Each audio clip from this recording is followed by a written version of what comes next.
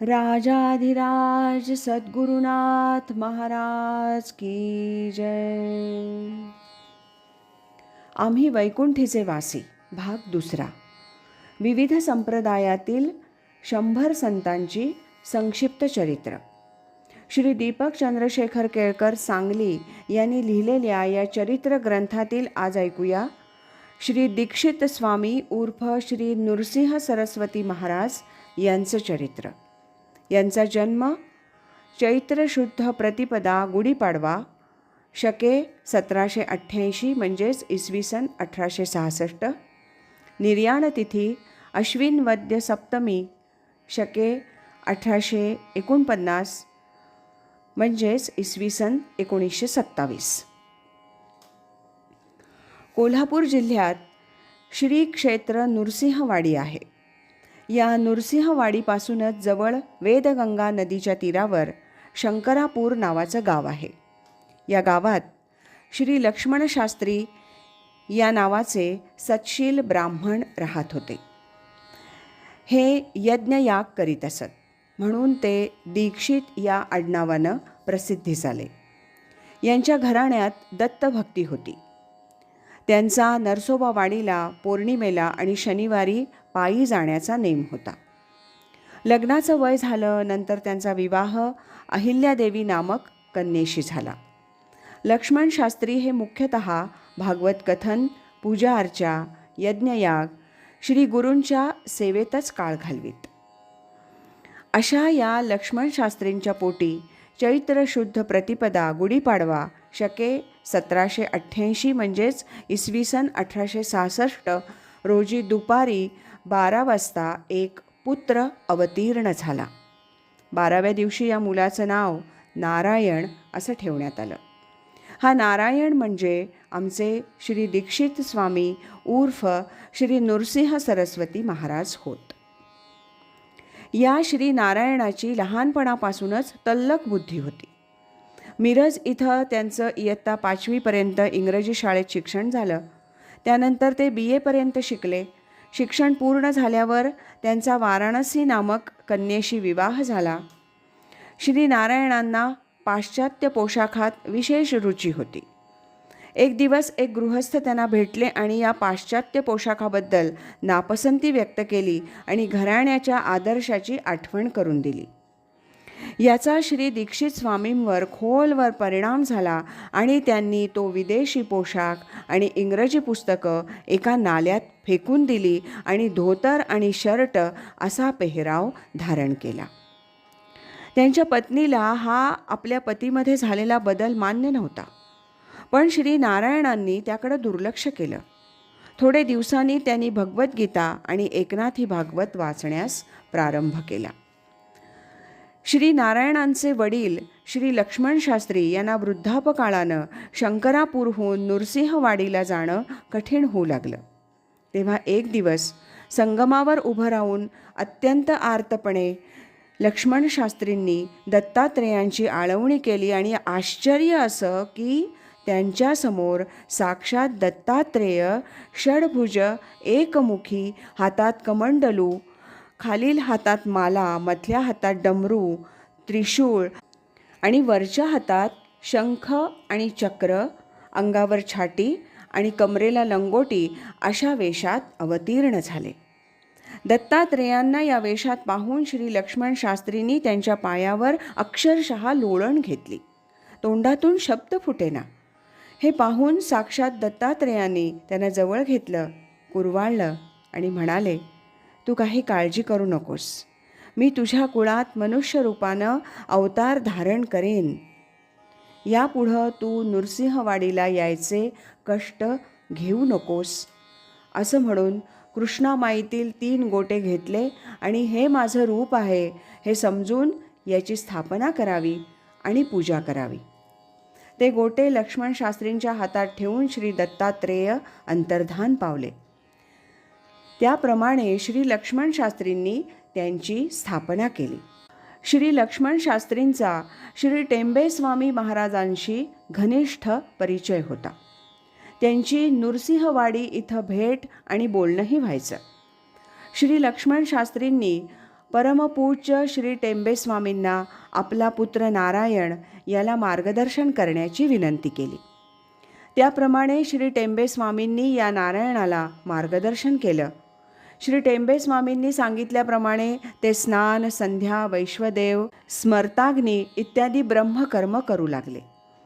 त्यानंतर त्यांनी सद्गुरूंच्या सान्निध्यात विविध उपनिषद, जीवनमुक्ती विवेक इत्यादी ग्रंथांचं अध्ययन केलं.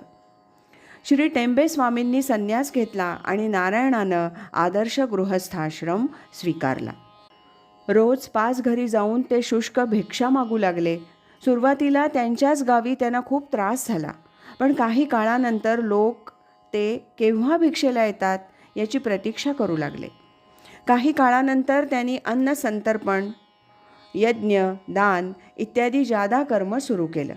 त्यानंतर काही लोक शास्त्रार्थ समजून घेण्याकरता त्यांच्याकडे येऊ लागले, तर काही लोक त्यांना छोटे टेंबे स्वामी म्हणू लागले. एकदा गावात प्लेगची मोठी साथ आली. त्यात त्यांची पत्नी आणि एकुलता एक मुलगा मरण पावला. यांनाही प्लेगची लागण झाली होती, पण यातून ते बरे झाले. नारायणांनाही श्री टेंबे स्वामींकडून दंड संन्यास दीक्षा पाहिजे होती. त्याप्रमाणे नारायणांनी श्री टेंबे स्वामींना रात्री झोपताना आपल्याला दंड देण्याची प्रार्थना केली. पण टेंबे स्वामी म्हणाले, आम्हाला आज्ञा नाही, इतर कुणाकडून दंड घ्यावा. असं म्हणून श्री टेंबे स्वामी छाती पांघरून झोपी गेले. त्यांच्या पायाशी नारायण रात्रभर अश्रू गाळत उभे होते. आपल्या शिष्याची दृढ निष्ठा पाहून श्री टेंबे स्वामी म्हणाले, नारायणा, अजून इथंच उभा आहेस? जा, तयारी कर दंडदानाची. हे वाक्य ऐकल्यावर नारायणानं श्री टेंबे स्वामींचे पाय धरले आणि नृसिंहवाडी इथं दंडदान झालं आणि त्यांचं नाव श्रीमन नृसिंह सरस्वती स्वामी महाराज उर्फ दीक्षित स्वामी असं झालं. त्यांना नृसिंहवाडीत राहूनच उपासना करण्याची आज्ञा झाली. आणखी एक वैशिष्ट्य म्हणजे परमपूज्य श्री टेंबे स्वामींनी संपूर्ण हयातीत केवळ या दीक्षित स्वामींनाच संन्यास दंड दीक्षा दिलेली होती. यानंतर श्री दीक्षित स्वामींनी विलक्षण गुरुसेवा केली. या गुरुसेवेचं श्री टेंबे स्वामी कायम कौतुक करत असत. गरुडेश्वर इथं असताना श्री टेंबे स्वामींनी श्री ब्रह्मानंद स्वामींना जीवनमुक्तीची लक्षणं शिकवली आणि अभ्यासही करून घेतला. एकदा श्री टेंबे स्वामी श्री ब्रह्मानंद स्वामींना म्हणाले, स्वामी, आपण कधी नृसिंहवाडीला गेलायत का? गेला नसाल तर एकदा जाऊन या. तिथं आपल्याला शिकवलेल्या जीवनमुक्त लक्षणांची साक्षात मूर्तीच आम्ही स्थापन करून ठेवली आहे. ते तिथलेच आहेत, पण त्यांना कोणी ओळखत नाही. आपल्यापेक्षाही ते काकणभर अधिक आहेत. या वाक्यावरून श्री दीक्षित स्वामींचा अधिकार कळून येतो. श्री टेंबे स्वामी हे शेवटच्या दिवसात श्री क्षेत्र गरुडेश्वरला होते.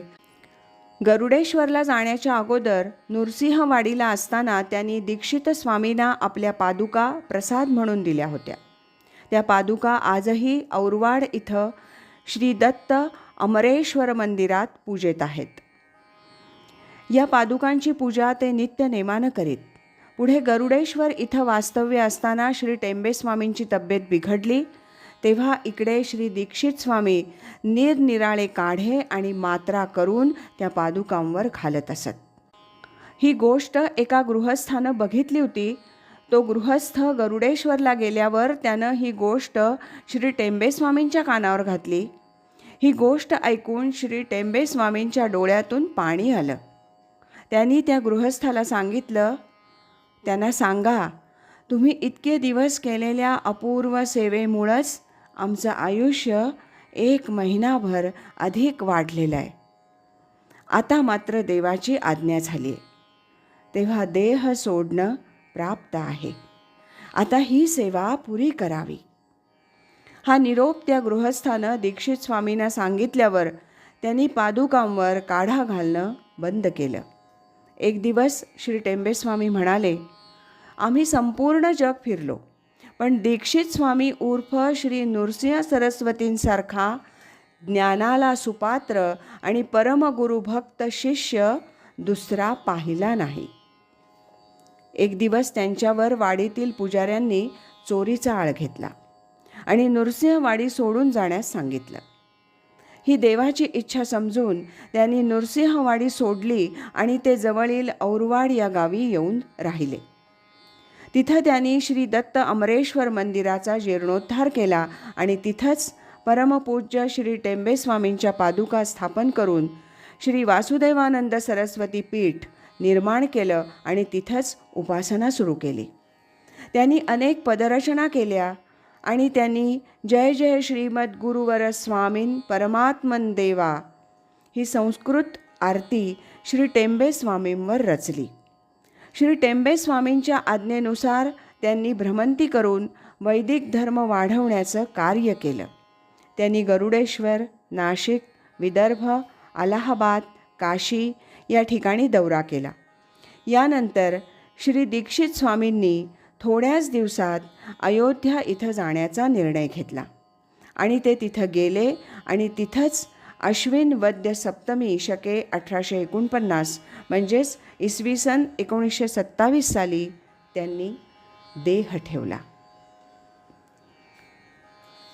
हे होतं श्री दीक्षित स्वामी उर्फ श्री नृसिंह सरस्वती महाराज यांचं चरित्र. राजाधिराज सद्गुरुनाथ महाराज की जय.